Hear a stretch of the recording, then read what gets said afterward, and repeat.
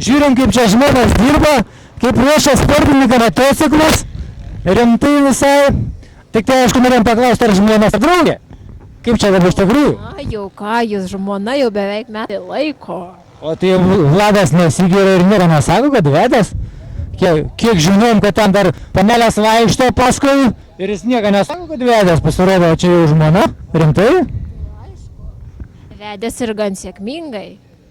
Visi matėt, va? Jau kaip ir, gali sakyti, merginom nepasisekė, viskas, sportininkas vienas užimtas.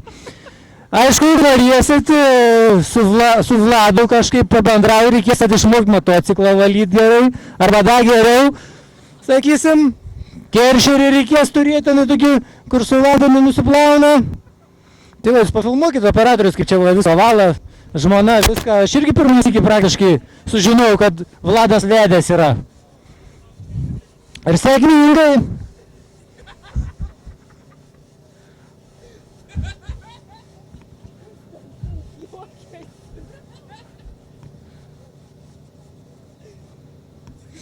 Tai tada kaip ir žmonos norėtume užklausti, galit biškį patrukdysim jumis.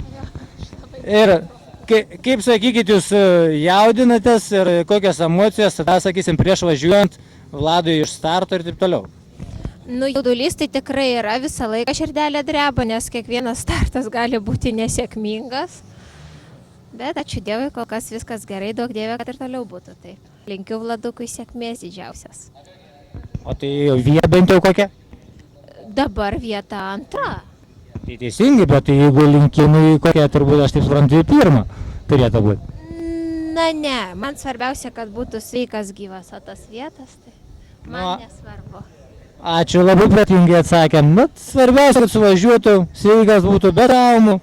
Taip, nu tai ką, apžiūrėjom, kur sportininką nėra, žmona viena, vienu žodžiu. Vladelis kažkur vaikšto, pats viens.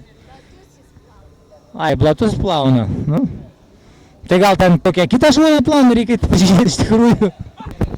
Vladai, norėjom paklausti, kaip sekėsi, aišku, ir kas tau padeda pasiruošti varžybom, sakysim, ir įtampą nuėma.